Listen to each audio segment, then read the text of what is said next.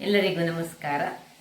ಇವತ್ತು ರಾಗಿ ಮತ್ತು ಅಕ್ಕಿಯನ್ನು ಬಳಸಿ ಒಂದು ರುಚಿಕರವಾದ ಗುಳಿಯಪ್ಪ ಅಂದರೆ ಪಡ್ಡು ಅಂತ ಏನು ಕರಿತೇವೆ ಅದನ್ನು ಮಾಡೋಣ. ಬಹಳ ಸುಲಭವಾಗಿ ಬರುವಂತಹದ್ದು ಮತ್ತು ಬಹಳ ರುಚಿಕರವಾದದ್ದು.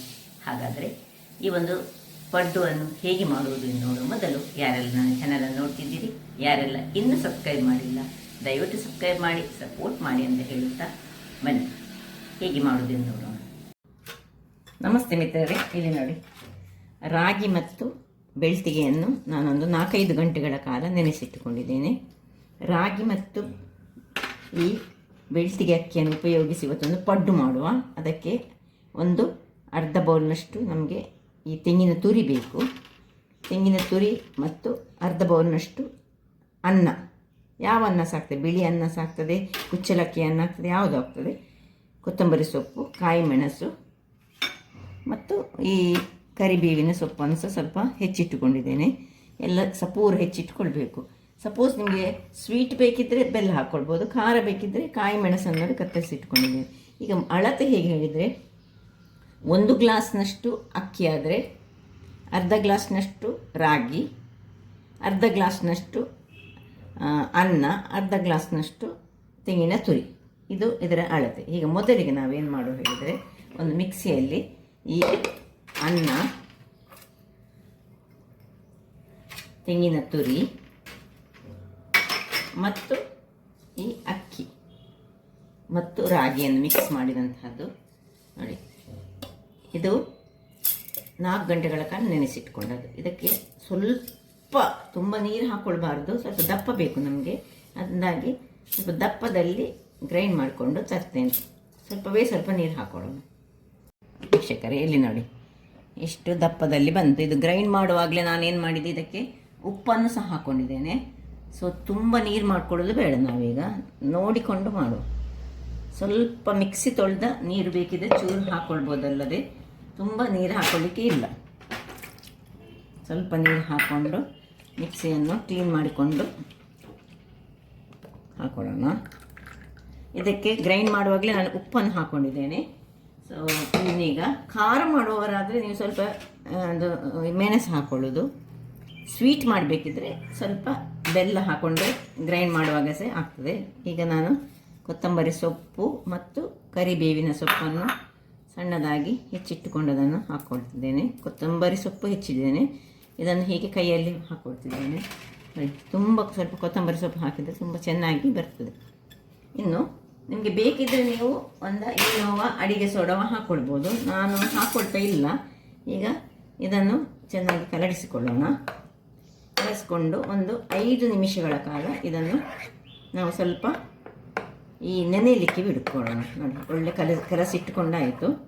ಈಗ ಇದನ್ನು ಮುಚ್ಚಿಟ್ಟು ಒಂದು 5ರಿಂದ 10 ನಿಮಿಷ ಒಂದು ಸ್ವಲ್ಪ ನೆನೆಯಲಿ. ಅದು ಜಸ್ಟ್ 10 ನಿಮಿಷ, ಆಮೇಲೆ ಮಾಡೋಣ.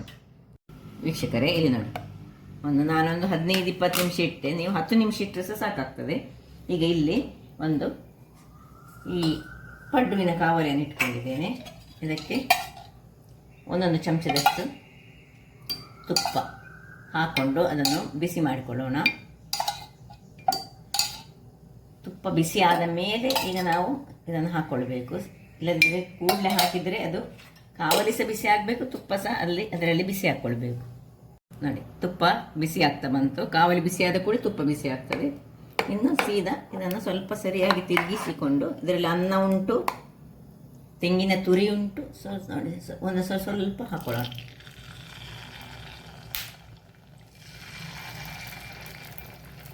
ಫುಲ್ ಹಾಕ್ಕೊಳ್ಳಿಕ್ಕೆ ಹೋಗಬೇಡಿ, ಮುಕ್ಕಾಲು ಹಾಕಿದರೆ ಸಾಕು.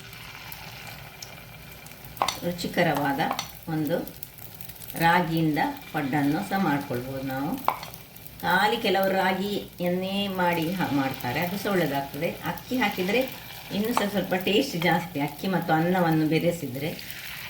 ಸೊ ಈಗ ಇದನ್ನು ಮುಚ್ಚಿಟ್ಟುಕೊಂಡು ಹದಾ ಉರಿಯಲ್ಲಿ, ತುಂಬ ಜೋರು ಉರಿ ಬೇಡ, ಬೇಯಿಸ್ಕೊಳ್ಳೋಣ.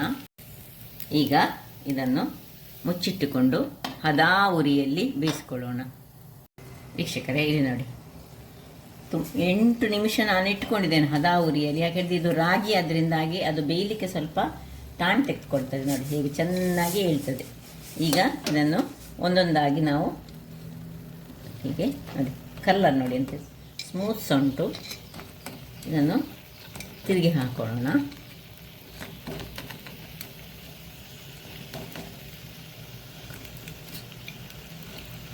ನಿಮಗೆ ತುಂಬ ಸ್ಮೂತ್ನೆಸ್ ಬೇಕಂತ ಇದ್ದರೆ ಸ್ವಲ್ಪ ಅದಕ್ಕೆ 2 ಚಮಚದಷ್ಟು ಉದ್ದಿನ ಬೇಳೆಯನ್ನು ಹಾಕಿ ರಾತ್ರಿ ಕಡ್ದಿಟ್ಟುಕೊಂಡು ಬೆಳಿಗ್ಗೆ ಮಾಡಿದರೆ ಬಹಳ ಚೆನ್ನಾಗಿ, ಇನ್ನೂ ಸಹ ಚೆನ್ನಾಗಿ ಬರ್ತದೆ.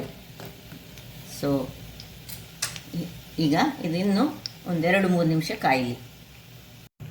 ವೀಕ್ಷಕರೇ, ಇಲ್ಲಿ ನೋಡಿ, ಒಂದೊಂದಾಗಿ ಹೀಗೆ ನೋಡಿ ತೆಗೆದುಕೊಳ್ಳೋಣ. ಹೇಗೆ ಬಂತು ನೋಡಿ.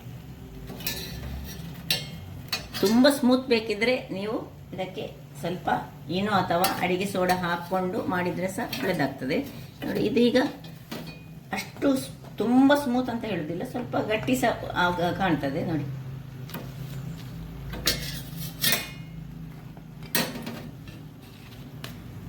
ಇನ್ನು ಇಷ್ಟೆಲ್ಲ ನೋಡಿ, ಇದು ಮೆದುವು ಉಂಟು ಇದೆಲ್ಲಗಳು ಒಳಗಿನಿಂದ.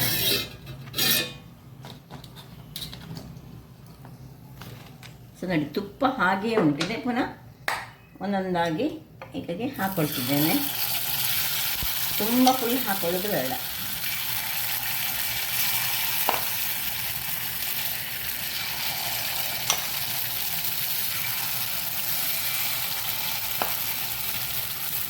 ಹಾಗೆ ಮುಚ್ಚಿಟ್ಟುಕೊಂಡು ಬೇಯಿಸ್ಕೊಳ್ಳೋಣ. ತುಪ್ಪ ಪುನಃ ಹಾಕೊಳ್ಳಿಲ್ಲ ನಾನು. ವೀಕ್ಷಕರೇ, ಇಲ್ಲಿ ನೋಡಿ, 2ನೇ ಸೆಟ್ ರೆಡಿ ಆಯಿತು. ಈಗ ತುಂಬ ಸ್ಮೂತಾಗಿ ಬಂತು. ಸ್ವಲ್ಪ ಟೈಮ್ ಹೋದಾಗೆ ಅದು ತುಂಬ ಸ್ಮೂತಾಗಿ ಬರ್ತದೆ ನೋಡಿ. ಏನು ಚೆನ್ನಾಗಿ ಬಂತು ನೋಡಿ. ಸೊ ಇದನ್ನು ಯಾವುದೇ ಒಂದು ಚಟ್ನಿ ಒಟ್ಟಿಗೆ ಸಹ ತಿನ್ಬೋದು, ಅಥವಾ ಚಂದ್ರಮಂಡಲ ನಾನು ಮೊನ್ನೆ ಮಾಡಿ ತೋರಿಸಿ ಕೊತ್ತಂಬರಿ ಸೊಪ್ಪು ಅದರೊಟ್ಟಿಗೆ ಸಹ ಸೂಪರ್ ಆಗಿ ಬರ್ತದೆ. ಎಷ್ಟು ಚೆನ್ನಾಗಿ ಬಂತು ನೋಡಿ, ನಿಮಗೆ ಕಾಣ್ಬೋದು ನೋಡಿ. ಸ್ಮೂತ್ನೆಸ್ ನೋಡಿ, ಹೀಗೆ ಮುಟ್ಟುವಾಗ ಹೀಗೆ ಆಗ್ತದೆ. ಸೊ ತುಂಬ ದೊಡ್ಡ ಉರಿಯಲ್ಲಿ ಬೇಯಿಸಲಿಕ್ಕೆ ಹೋಗಬೇಡಿ. ತುಂಬ ದೊಡ್ಡ ಉರಿ ಆದರೆ ಅದು ಸ್ವಲ್ಪ ಗಟ್ಟಿಯಾಗೋ ಚಾನ್ಸಸ್ ಇರ್ತದೆ. ಅದಾ ಉರಿಯಲ್ಲಿ ಬೇಯಿಸ್ಕೊಳ್ಬೇಕು. ಹಾಗಾದರೆ ನೋಡಿದ್ರಲ್ಲ ವೀಕ್ಷಕರೇ, ಒಂದು ಕಟ್ ಮಾಡಿಸಿ ತೋರಿಸ್ತೇನೆ ನಾನು ನಿಮಗೆ ನೋಡಿ. ತುಂಬ ಬಿಸಿ ಉಂಟು ನೋಡಿ, ಎಷ್ಟು ಸ್ಮೂತಾಗಿ ಉಂಟು ನೋಡಿ ನಡುವಲ್ಲಿ. ಹಾಗಾದರೆ ನೋಡಿದ್ರಲ್ಲ ವೀಕ್ಷಕರೇ, ನನ್ನ ಈ ಕುಕಿಂಗ್ ಚಾನಲ್ ನಿಮಗೆ ಇಷ್ಟ ಆದರೆ ಬೋಳೂರು ಸುವರ್ಣ ಚಾನಲನ್ನು ಲೈಕ್ ಮಾಡಿ, ಶೇರ್ ಮಾಡಿ, ಹಾಗೆ ಸಬ್ಸ್ಕ್ರೈಬ್ ಮಾಡಿ, ಹಾಗೂ ನನ್ನ ಇನ್ಸ್ಟಾಗ್ರಾಮ್ ಪೇಜನ್ನು ಫಾಲೋ ಮಾಡಿ. ಧನ್ಯವಾದಗಳು.